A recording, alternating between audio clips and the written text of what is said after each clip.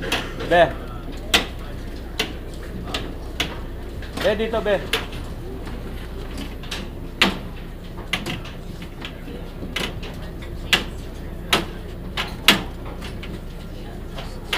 Mas open dito, wala kang makikita. Wait. Does he understand what happened? Yeah. Do you understand what happened now? Is it sad or happy?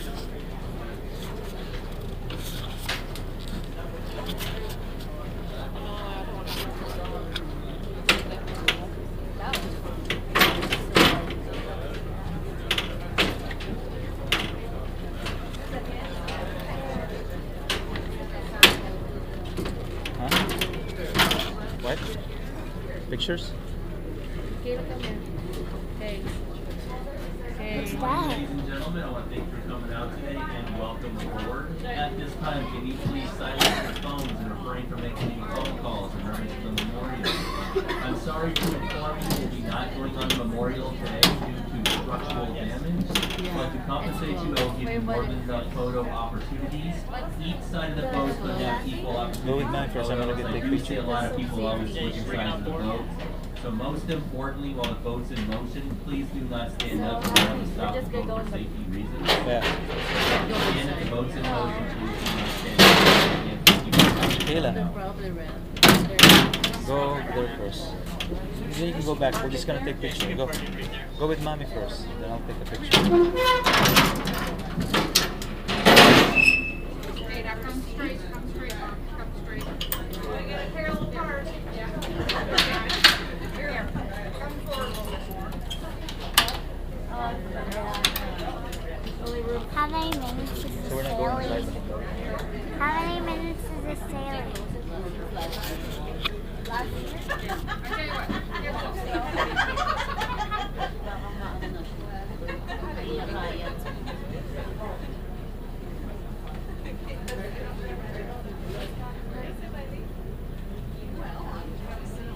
No, you're gonna sit on that.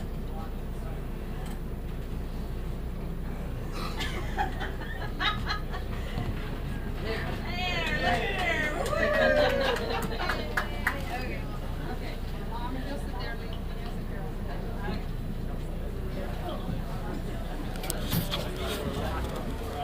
Going to the USS Arizona. Today is tribute. We were already Yeah. watching the There's the captain, okay? movie. We already watched the movie.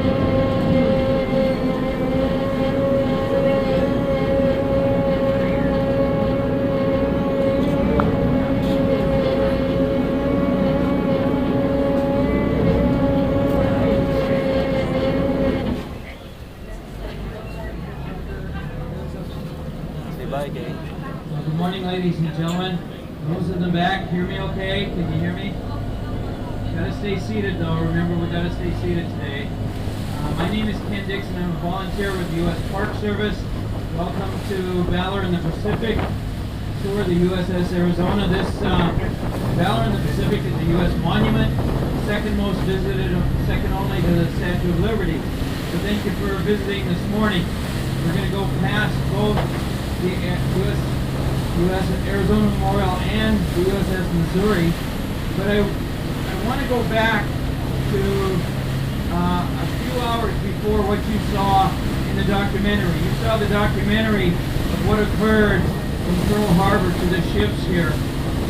But I want to go back to about 6 o'clock that morning, December 7, 1941, because 6 Japanese aircraft carriers had been able to get within almost 200 miles of the north shore of Oahu that morning. And the first detection occurred when 2 technicians that were operating this new technology called radar saw approximately 150 planes come in, and they radioed their superiors, but they were told, well, we're expecting some planes from the mainland today, it must be them, so you can discount that information. So that first wave of planes that were left from the Japanese aircraft carriers had a mission before they attacked Pearl Harbor, and that was to take out the airplanes that were on Oahu.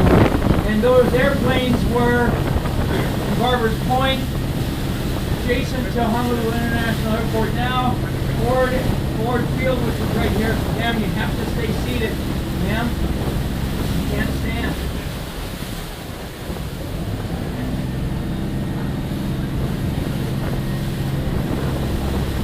When the Japanese planes left the aircraft carrier, they were in three categories. There was the high-level bombers. High level in those, sir.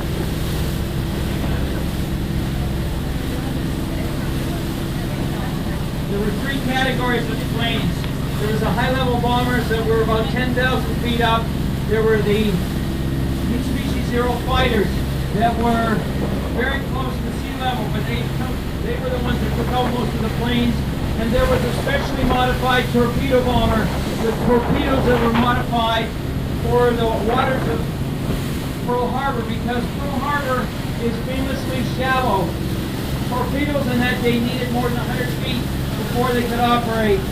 The torpedoes that were modified for the Japanese planes could operate in only 30 feet of water. So that morning when they hit Pearl Harbor, about 7:55 in the morning after they'd taken out the planes, there were more than 200 ships in port at Pearl Harbor, including 8 battleships. But 3 important ships that were not here were the 3 U.S. aircraft carriers, and those aircraft carriers were out on special maneuvers. So the 8 battleships, starting with the Nevada, we're going by the Arizona right now. You'll see the BB, which was the Navy abbreviation for battleship. And you'll see here the Vestal. It's an AR. It was a repair ship, not a battleship. There were 8 battleships present that morning. All 8 were sunk, but only 2 of them were permanently destroyed, the Arizona and the Oklahoma. And as we go by Battleship Row, you'll see then the Tennessee, the West Virginia. You can't see the California, the Pennsylvania that were moored along the road here, because they've now replaced it with a special ship that we're going to go by, and you will see now the USS Missouri coming up on the right. So what's important about the USS Missouri? First of all, it was not here on December 7, 1941. The Missouri was placed in service in 1944. The Missouri had significant battle presence in World War II, however. Okinawa, various sites in Japan. It's been awarded 11 different awards for varying battles that it's participated in. But most famously, on September 2nd, 1945, the Japanese signed the surrender documents aboard the USS Missouri in Tokyo Bay. And if you take the tour of the Missouri, you'll see that there's a special deck that commemorates the signing ceremony. And you'll see likenesses of the 30 generals and admirals that were present for the signing.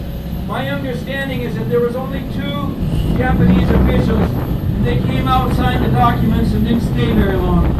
Now, the Missouri, as it was configured in 1945, you can see the big 16-inch guns. Missouri is 900 feet long. Compare that with the Arizona. The Arizona is only 600 feet long. A full complement of sailors aboard the Missouri is 2,700. Aboard the Arizona and the battleships, ma'am, you have to see it. Be seated.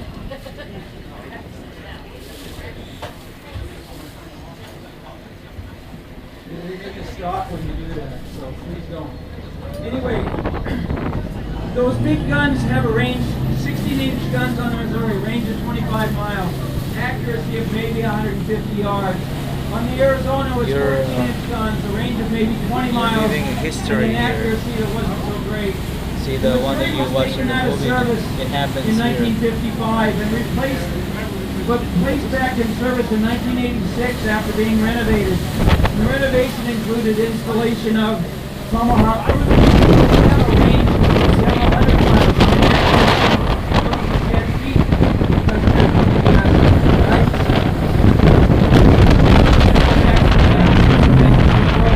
they were all built in the 19-teens, but in 1941 they were state of the art. You will see off to the right here in front, you see the bow.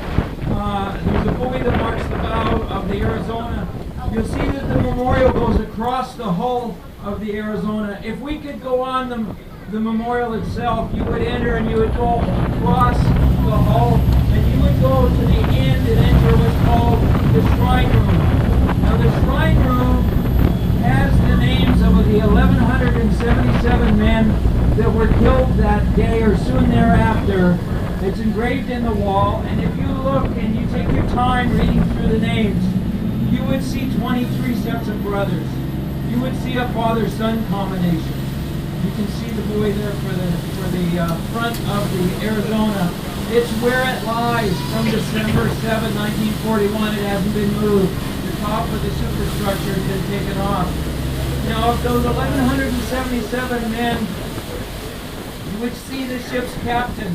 You would see an admiral, not noted but of significance, as 5 of the men were awarded the Medal of Honor posthumously. A significant story from that day is the story of Lieutenant Fuqua.